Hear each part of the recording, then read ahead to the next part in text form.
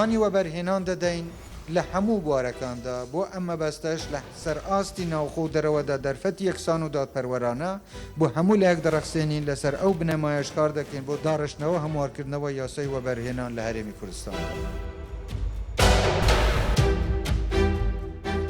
لە بژانەوەی ئەم جارەدا دەمەوێت بە دوواداچوون بۆ بابەتێکی گرنگ بکەم، ئەویش ڕۆڵی کەرتی تایبەت کۆمپانیا ناوخۆیەکان وەبەرهێنە ناوخۆیەکان کە چۆن کاری بازرگانی وەبەرهێنانیان فراوان کردووە نەک لە ناوخۆی هەرێمی کوردستان بگرە لە وڵاتانی دراوسێ و ناوچەکە. لە تەمەنی کابینەی نوێمدا زۆر کار ئاسانی و پاڵپشتی کەرتی تایبەت کرا بە ئامانجی بەرفراوانکردنی کەرتی بازرگانی، پیشەسازی، گەشتیاری وەبەرهێنانی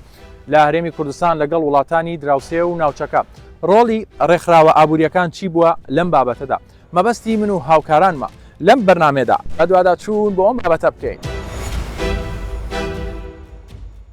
فرەچەشنکردنی سەرچاوەکانی داهات و هاندان و پاڵپشتیکردنی وەبەرهێنان لەسەر ئاستی ناوخۆی و بیانی یەکێک لە ئامانجەکانی کابینەی نوێمە و بە وردی لە کارنامەکەدا ئاماژەی جددی بۆ کراوە.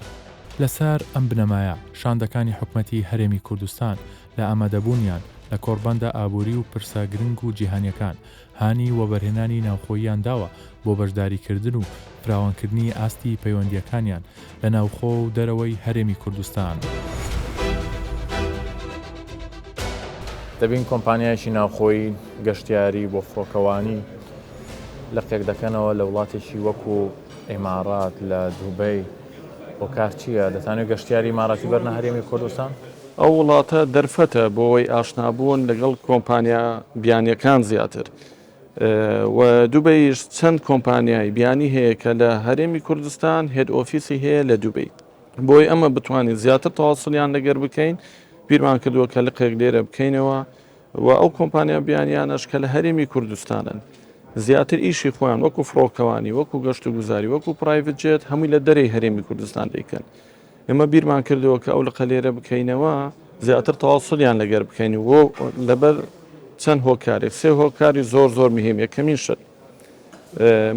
پار کۆبوونەوەکمان لەگەڵ ئەمەلخان کرد، سەرۆکی دەستەی گەشت و گوزار بە یارمەتی وەزیری شارەوانی کاک ساسان کتابێک بکە بۆ هەموو کۆمپانیاکان لەگەڵ ئەو کۆمپانیای بە تایبەتی لە بواری نەوەدیش دەکەن کە ئەگەر حسابکەی ساڵانە زیاتر باوی 150 میلیۆن دلار لە دەرەی هەرێمی کوردستان ئیشەکانیان دەکەن وەکو توکت و پرایڤت جێت و ئوتێل و ئەو شتانە. وا بکەینە ئەو ئیشانە هەمووی بینەوە هەرێمی کوردستان. یەکەمی شەرت فڕەسی عەمەل زیاد دەبی، دووەم زەریبە زیاتر ئەو کۆمپانیا بیانیانە دەیدەن، سێمی شت دۆلار ناچێتە دەرەوە هەر لە ناو هەرێمی کوردستان دەبینێتەوە. ئیتر وا خەریکین منش وەکو ئەندامی دەستەی باڵای یەکێتی فڕۆکەوانی گەشت و گوزاری لەگەڵ لایەنی پەیوەندیدا چەندەها کۆبوونەوەمان کردیە بۆی بگەینە ئەو نقطەیە ئەو ئیشانە بینەوە هەرێمی کوردستان. ئێوە لە بوارەکەی خۆتانە بواری گەشتیاری و فڕۆکەوانیە حکومەتی هەرێمی کوردستان لە ناوخۆ و لە دەریشەوە ئاسانکاری و پاڵپشتی کۆمپانیا ناوخۆیەکان دەکات؟ بەڵێ زۆر ینی ئێمە هەر شتێکمان داوا کردووە لە حکومەت لە بۆ ڤیزە خاستان لە بواری گەشت و ئەوانە و ئەمن و ئەمان و حتا ئەسعاری فەنادقەکان بەراورد بە وڵاتی دراوسێ ئەسعارەکانیش باشە بۆی زیاتر ئێمە هەم بدەین لە خەڵکانێک ڕوو لە هەرێمی کوردستان بکەن. ئەمە لە ڕووی نرخەوە بۆ هاوڵاتیانی هەرێمی کوردستان بڕینی تکتێکی فڕۆکە هیچ جیاوازێکی هەیە؟ ئەستان ئەگەر ئەو شەریکە بیانیانە با بەسی شەریکاتی کۆرپۆرێت بکەم لە هەرێمی کوردستان ئیشەکانی خۆ زۆر زۆر هەرزانتریشە، زۆر هەرزانترە کە لە دەرەوەی زۆر تاکسی لەسرە، لە لای ئێمە تاکسەکە کەمترە لە بواری فڕۆکەوانی. وەبەرهێنەران بە گرنگەوە داڕوانە هەوڵەکانی کابینەی نوێم و پاڵپشتیکردن و گونجاندنی بڕیارەکانی حکومەت بۆ بواری پشتگیریکردن لە وەبەرهێنەران و بە ئامانجی کار ئاسانیکردن بۆ دابینکردنی خواستی هاوڵاتیان. ئەم وەبەرهێنەرە باز لە بڕیاری پاڵپشتیکردنی ئەم بەرهەمانە دەکات کە بە بواری ژینگەیی و گرنگن کار ئاسانی و لێخۆشببوونی گومرگیان لەلایەن حکومەتەوە بۆ کراوە. کەرتی تایبەت لە هەرێمی کوردستان ڕۆڵی خۆی باشکێڕاوە، بازرگان و وەبەرهێنەرەکان هەرێکان بەپێی سێکتەر و کاری خۆیان کاری باشیان کردووە. لە بواری ئۆتۆمبیلە چۆن بۆ لە هەرێمی کوردستان ئەوانەی کە خاوەنددارێتی و نوێنەرایەتی کۆمپانیا گەورەکانەکەن چۆنە ئێستاوە دەبینین لە وڵاتێکی بازرگانین بازرگانانی کوردی ئێمە لە چه ئاستێکان ئێستا؟ دەتوانین بڵێین شتە گەورەکان ئەمڕۆ لە بواری کارەکانی ئێمەدا دەتوانین بڵێن شەریکە خۆماڵیەکان دەورێکی زۆر گەورە و بە کاتێکی کەم گەیشتنە ئاستێکی باش. توانیمان کە گرێبەستی موەزع و تا دیستریبیوشن لەگەڵ شەریکەی دایک تۆیۆتا مۆبیلیتی کە ناوەکەی ئەم گۆڕی بۆ مۆبیلیتی ئەو پەیوەندێ ببەسرێ لە 2016ەوە قاعدەکەشی لە کوردستانە. بۆ قاعدەکەی لە کوردستانە کۆمەڵێک خاڵە، کۆمەڵێک یارمەتی حکوومەت و یارمەتی خەڵک و یارمەتی وەکیلەکانیشمان هەمووی بەیەکەوە بوو بە کوتلەیەک کە شتێکی باش لەوێ دروست ببێ، واتە لەوێەوە بتوانین بازاڕی هەموو عێراق دامەزرێنین. ئەو دامەزراندنە مەرحەلەیەکی زۆر باش چووە پێش. ئێستا ڕاستە بازاڕی گەورەی عێراق کراوەتەوە، بەڵام هەر یەک پارچەیە. گەورەترین عەقڵ ئەوە بوو کە گومرکەکان کرا بە یەک، کە زەریبەکان کرا بە یەک، کە لێخۆشبوون لەو سیارەی هایبرد و ئەوانەیە بۆ هەموو کەسانی عێراق و کوردستان بۆ ئەوەی تەشجیعی شتی باش بکەن. ئەم خەتواتانە زۆر وەختی خایان، بەڵام پێگەیشتن لەگەڵ حکوومەت دانیشتن نەتیجەیە جوانی هاوردە پێش. باشە بابەتی کەش و هەوا گۆڕانکاریەکانی دەبێت هەموو کۆمپانیاکان بوارە بازرگانەکان خۆیان بگونجێنن تایبەت بە ئۆتۆمبیلی هایبر لە هەرێمی کوردستان ئایا خواستی لەسرە پاڵپشتی حکومەت هەرێمی کوردستان چییە و چ کاریگەریشی هەیە؟ بەڵێ پاڵپشتەیەکی زۆر دەتوانین بڵێم ڕەشیدانە لە کاتێکی گونجاو دەسی پێکرد. ئەوش ئەو بوو یارمەتی خەڵک بدەن بۆی تێگەیشتنیان لەگەڵ هایبرت نەبێتە باقورسی کولفە گومرکیان لێ نەسەندرا لە کاتێکە دەزانی حکوومەت پێویستی بە پارەیە، بەڵام ئەهەمەتیدایە ژینگە ئەهەمەتیدایە ئەو شتانە لە شتی تر. ئەوە زۆر بە چاوێکی گەورە لە مەعمەلەکانی یابان لە وڵاتانی دەوروبەری کوردستان و عێراق دەخوێندرێتەوە. هەموو کەسێک ڕنگ بێ ئەوە نەزانێن، بەڵام خەتۆیەکی بەڕاستی ئێمە لە شوێنان دانیشتنەوەن حکوومەتی ئێمە وای کرد، ئەوانەی دیکەیشتیان نەیان کردو ئەوەنەوە ئیدەن شتێکی باشمان کردووە. یعنی لە لای حکوومەتی هەرێم هاوڵاتی ژینگە لە پێش هەموو شتێکەوەیە؟ ئەوە ئاشکرایە، من نیم خۆی وەزعکەوە هایە، واتە کەسانێک و بیر و باوەڕێکی زیرەکانە لەناو حکوومەتە هەیە. ئەوە نییە بڵێ نانام پارەم دەوێت نەخێر کردی بە مستەمڕە لەگەڵی بۆ ئەوەی خەڵک شارەزا بێ، بۆ ئەوەی بەڕاستی ژینگە چاک بێ. ئەویش ئێمەش پارچەیەکن لە وڵاتان و دەزانین سەر کۆپ 28 لێرە لە دووبەی هەموو حکوومەتەکان و هەموو بەڕێزان لێرن جۆ دەگرن کە بەرەو چۆ دەڕۆین. ئێمە لە ناو ئینتاجی با بڵێن سیارات و مۆبیلیتی لە ساڵی 28 کۆمەڵە سیارەکانمان مەکینەی عادی پێی دەوترێ ئایس نامێنێ و هەمووی دەبێتە سیارەی هایدرۆژین و کارەبا. کارەباکەشمان کارەبایەکی خراپە ئەمڕۆ،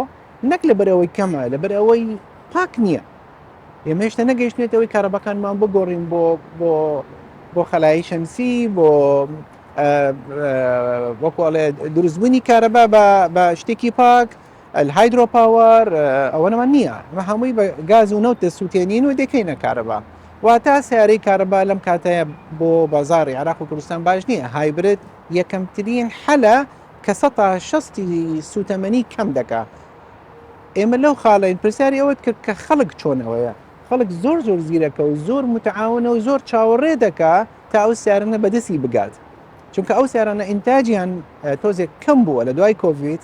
زۆر بە زەحمەت ئەو عەدەدەمان بەدەست دەکات کە بتوانین دابەشی کەینە سەر هەموو کڕیارەکانمان. کۆبوونەوەتان بەشداریدان وەکو کۆمپانیا کوردیەکان لەم دیدار و کۆڕبەندانە چ کاریگەریەکی هەیە بۆ ڕیموسان، چ تەئسیراتێک کە ئەبدەیتە زانیاری نوێیە چییە لەم بابەتانە؟ ئەوەی ڕاست بێ ئەگەر بینە باسی IBBC بکەین، ئەو شوێنەیە کە کۆمەڵێک کۆمپانیا بەیەکەوە دەبەستێتەوە. ئەمڕۆ جەنابی کاک محەممەد شکری باسی ئەوی دەکەن ئەمڕۆ 200 کۆمپانیای بەریتانیمان لە کوردستانە. ئەو ڕقەمە ڕقمێکی باشە. ڕاستە 5,000 کۆمپانیای بەریتانی لە ئیماراتە، ئێمەش بۆک دەست پێکار باشی چی ئەو کۆمپانیانە کۆمپانیانە کۆمپانیای گەورن تاریخیان هەیە دەتوانن خەڵک گەورەکەن دەتوانن خەڵک فێرکەن لەگەڵ کارەکانیان ئێمەش ئەومان دەوێت ئێمەگە خەڵکمان فێربێ ئێمەش مەفهومە ڕۆژێ ڕۆژان دەبینە کۆمپانیا گەورەکان ئەمڕۆ ئێمە لە ناو ئیدارەی خۆمانە شتێکمان دروست کردو ئەوانەی دیکەش بە هەمان شێوە بڵێ تێکەڵاوبوون بۆ ئەوەیە لەگەڵ ئەو شەریکە گەورانە تێکەڵاو بین زیادیان بکەین پێویستەکانمان دابین بکەین بە کەمترین و بە وەکوڵێ باشترین ڕێگا بڕیارێکی سەرۆکی حکومەت هەیە دەمەوێت ڕوانگەی خۆتم پێ بڵێ ڕای خۆتم پێ بڵێ لەسەرەوەی کە هەر شاندێکی حکومەت هێرێمی کوردستان سەردانی دەرەوەی کرد بۆ کاروباری بازرگانی بێوەبەرهێنان بێت دەبێت بەشێک لەو بازرگان وەبەرهێنانەی کە لە بوارەکەی خۆیانە کار دەکەن یاوەری ئەو شاندە بکەن ئەمە چ گەیاندنی پەیامێکە زیرەکترین بڕیارە حکوومەت دەورێکی گەورەی هەیە هیچ کۆمپانیایەک لە هیچ وڵاتێک حکوومەتی لەگەڵ نەبێ مانای نییە هیچ حکوومەتێکیش پرایڤەت سەکتەر لەگەڵی نەبێ ناگاتە ئەو خەوەی کە دەمانوێت پێی بگەین ئیدان لەوە زیرەکایەتی زیاتر باوەڕکەم کەمە ئەمڕۆ هەر شانتێک دەڕوا بە کۆمەڵێک تاژر و شەریکاتی لەگەڵا بێ بۆنە قەندازی زیاد کەرتی بازرگانی پیشەسازی جوڵەی بازرگانی لارێ کوردستان زیاد دەکە حتمما ئێمە بەرەو دروستبوون دەڕۆین ئێمە ڕایەکەمان زیادبوون و زیاد فرۆشتن نییە ئێمە ئەبێت دروست بین بازار دروستکەین لە کوردستان بۆ ناوچەی عێراق ئەگەر توانیشمان ڕۆژێ بگەینە دەرەوەی ناوچەی عێراق وەکو ئەمڕۆ ئیمارات لە وڵاتانی تر دەیکەن بۆنە وەبەرهێنرانی کوردستان بەشداریکردنیان لەگەڵ شاندە فەرمیەکانی حکومەت بە گرنگ دەزانن بۆ هەماهەنگیکردن لە زیادکردنی ئاستی وەبەرهێنان لە بوارە جیاوازەکان لەگەڵ کۆمپانیا جیهانیا گەورەکاندا. وەبەرهێنان لە وڵاتە پێشکەوتوەکانە دەوری خۆیانە بینێ حکومەت پشت بە کەرتی تایبەت دەبینین لە هەرێمی کوردستانی شا وەبەرهێنانی خۆمان جێدەستیان دیارە من دەمەوێت سا بزانم وەبەرهێنانی ناوخۆی خۆمان تەرکیزیان زیاتر لەسەر کام سێکتەرەیە ئێمە ئەتا ئێستا زیاتر تەرکیز لەسەر کەرتی نیشتەجێ بوو بەڵام خوشبەختانە دوای کاوینەی نوێی سەر حکومەت کە زۆر هەولی دا بۆی وەبەرهێنان لە کەرتەکانی تریش بەرفراوان بکرێ و زیاتر احتیمام بە کەرتەکانی تر بگرێ وەکو پیشەسازی و کشتوکالی و گەشت و گوزار ئەوانە ئێستا ینی باشە ئەمە چەند وەبەرهێنەرێک ینی ڕۆمان گۆڕیوە لە کەرتی نیشتەجێبوون بۆ کەرتی پیشەسازی و کشتوکالی ئەوانە یەکێک ئەمەکە وەکو خۆم باز دەکەم حالیان لە پرۆژەی پیشەسازی خۆراک وەبەرهێنانمان هەیە لە پرۆژەی کشتوکالی وەبەرهێنانمان هەیە و هەوڵ دەدەین لە پرۆژەی تەندروستیش وەبەرهێنان بکەین لە ناوخۆ بێگومان ئەو پێشکەوتنەی کە لە ناوخۆ کراوە دەتوانین بڵێن ١٩٠ هەموو وەبەرهێنەرانی ناوخۆ بووینە کاریان کردووە بەرهێنانیان کردووە وڵاتیان پێشخستووە هیوادارین ئەو پێشکەوتنە بەردەوام بێ ئەو هاوکاریای حکوومەت کە تا ئێستا هەبووە هیوادارین زیاتر بکرێت لەوەی کە پێشترە بووە باشە من دەمێت باسیەوە بکەم ینی یەک دوو جارە دەبینین وەبەرهێنانی ناوخۆیی لەگە سەرۆکی حکوومەتە دانیشن باسی پێشکەوتنەکانەکەن باسی کەم و کورتەکانەکرێ باسی پێشنیارەکانەکرێ ئەمە بەڕێستان وەکو وەبەرهێنەر چ کاریگەریەکی هەیە کاریگەری زۆر هەیە ئێمە لەو کوبوونەوەی ڕابردوومان لەگەڵ بەڕێز سەرۆکی حکوومەت یانەوە باش بوو ئەمە داواش دەکەین ئەو کوبوونەوانە بەردەوام بن لەگەڵ کۆبوونەوەکە زۆر بە ڕاشکاوی بوو باسی هەموو کێشە و گیرۆگرفتەکانمان کرد کە تووشی وەبەرهێنەر دەبی لە وڵاتە و لە هەرێمی کوردستان باسی ئەو ئەستەنگانەمان کرد باسی زۆر شتمان کرد لەگەری بەڕێزیشان بەلێنیدا کە چارەسەر بکە ئەوە ینی بەڕاستیش ئێمە کە دەبینین و دیتی چشمان لێی زۆر جددیە لەسەوەی کە کێشەی لەبوو وەبەرهێنەر دروست نەکرێ ینی ئەستەنگەکانی دێنە پێش وەبەرهێنەر چارەسەر بکە لا بدا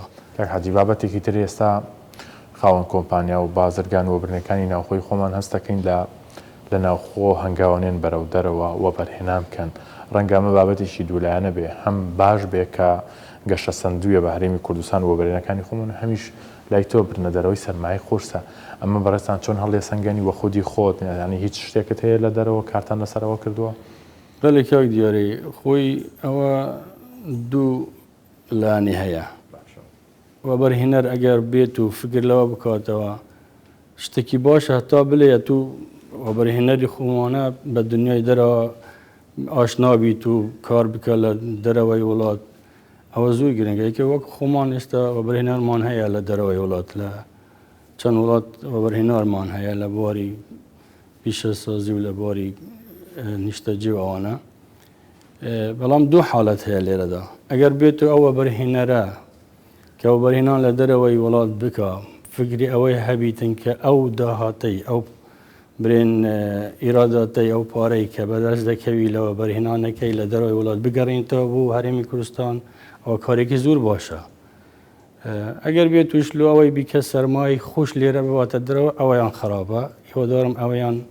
خۆت لە کامەیانی کاکە ئەمە ئینشاڵڵا تەبعان لەوەی نەکە ئەو بەرەوە بەرهێنانەمان کردیە لە دەرەوە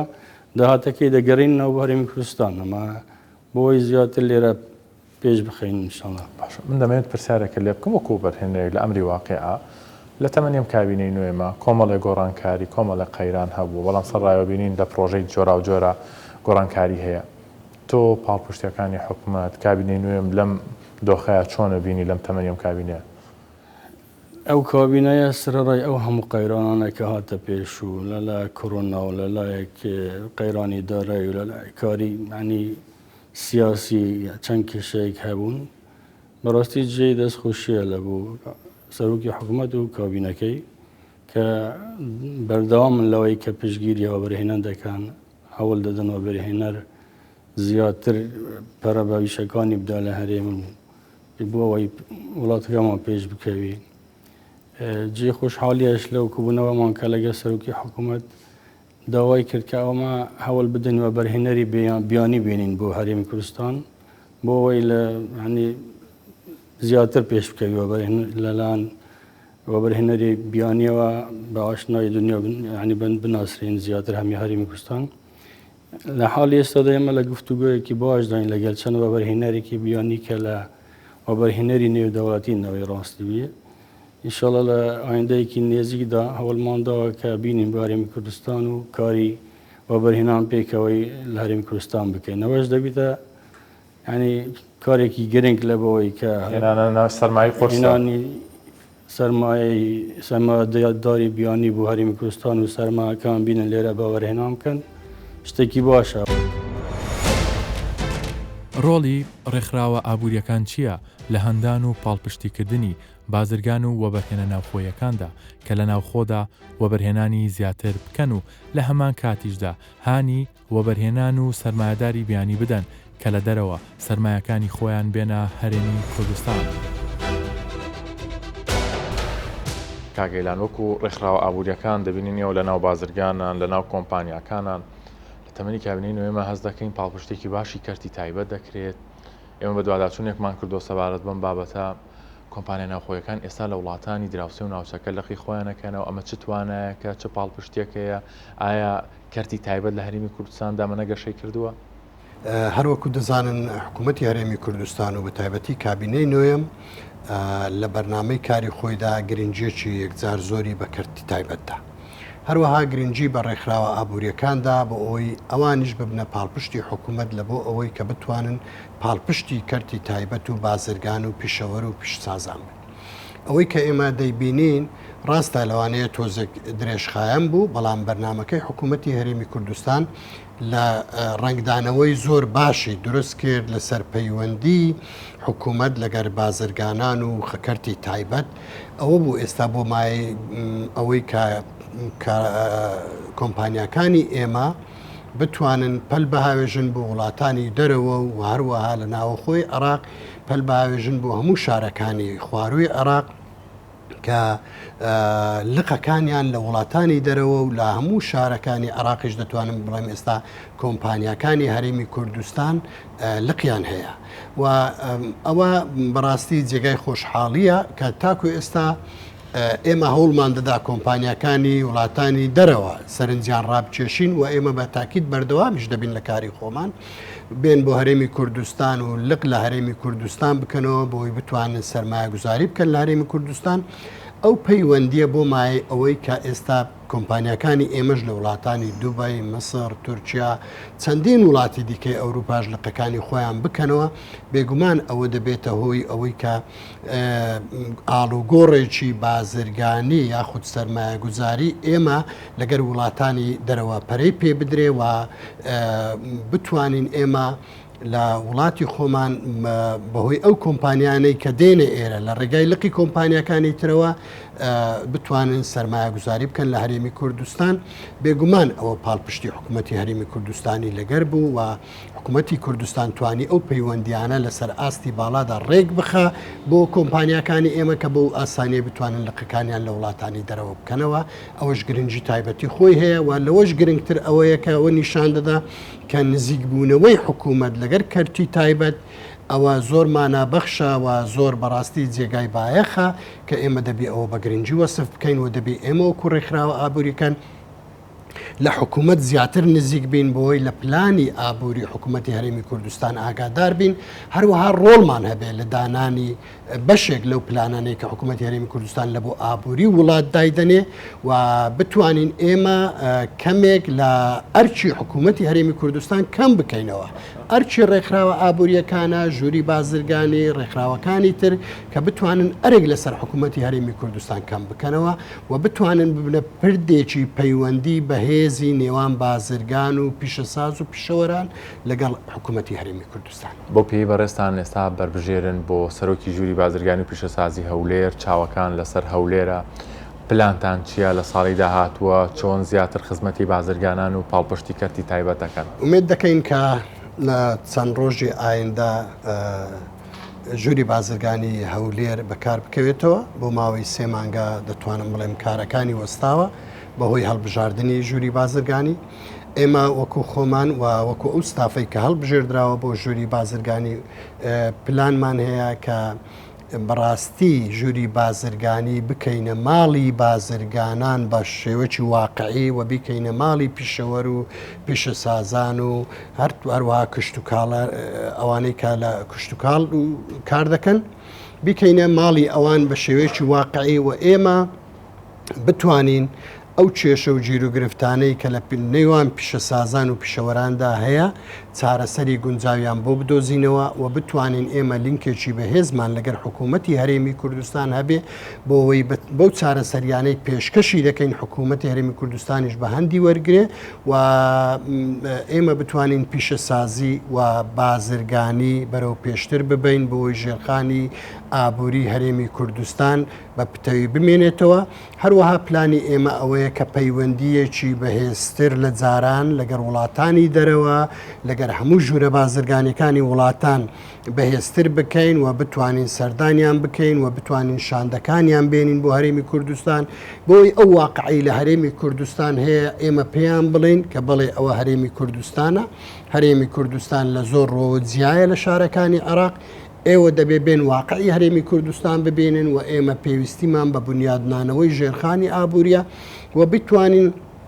ئەو کۆمپانیا و سەرمایە گوزارانە ڕازی بکەین کە بێن لە هەرێمی کوردستان سەرمایە گوزاری بکەن بەڕاستی ئەرچی ژووری بازرگانیە کە بتوانێت پەیوەندیەکانیان فراوانتر و بەهێزتر بکەن بۆ ئەوی ئێمە بتوانین ژێرخانێکی ئابووری پتە لە بۆ هەرێمی کوردستان بەدیکەین.